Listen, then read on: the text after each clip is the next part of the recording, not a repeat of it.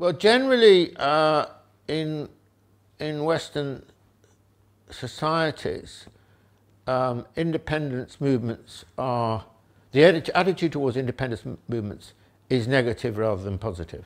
So in Catalonia, the Spanish are very opposed to Catalan independence, and it's not received any serious support really from the European Union. With Brexit and so on, Scotland will vote in a referendum, if it's given a referendum, will vote to leave. And my own view for some considerable amount of time is that Scotland will become independent from the UK.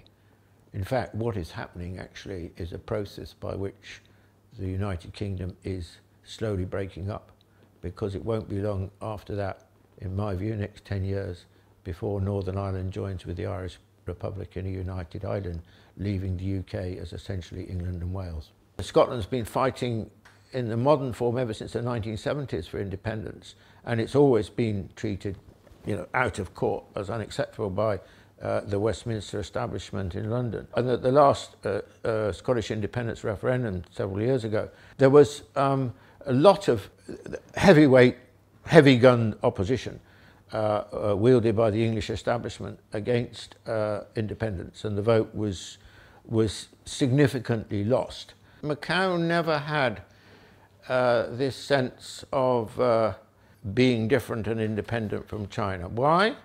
Well, let's face it, Macau was not nearly as successful a colonial territory under the Portuguese as Hong Kong was under the British. I mean, the Macau economy was very weak. It was very dependent on casinos and gambling as a central part of the economy. It never became a major financial centre in the world as Hong Kong did when it was still under the British.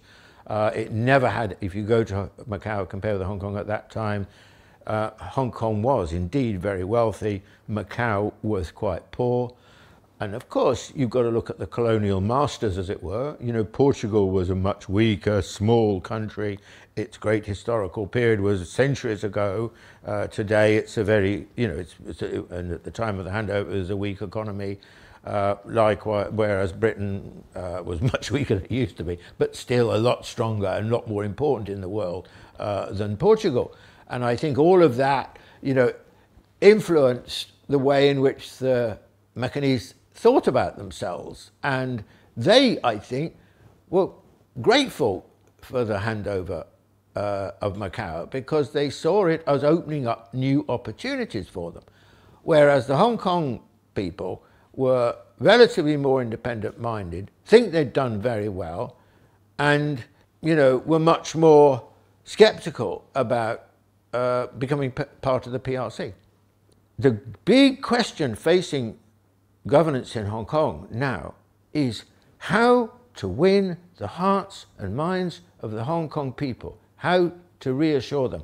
And that is not just a one-dimensional problem. And I think that the extradition bill, look what the extradition bill's done. I mean, in some ways it's united up to a point, a wide swathe of opinion in Hong Kong who think it's wrong, and allowed, in some way or other allowed, or these demonstrators, these hardline demonstrators, pro-independence from China and so on, to gain greater credence. So I think politically it was a huge mistake, the extradition bill, which the Hong Kong government and the Chinese government must learn from. They must not do that again, something like that, because it undoes so much that has been done already.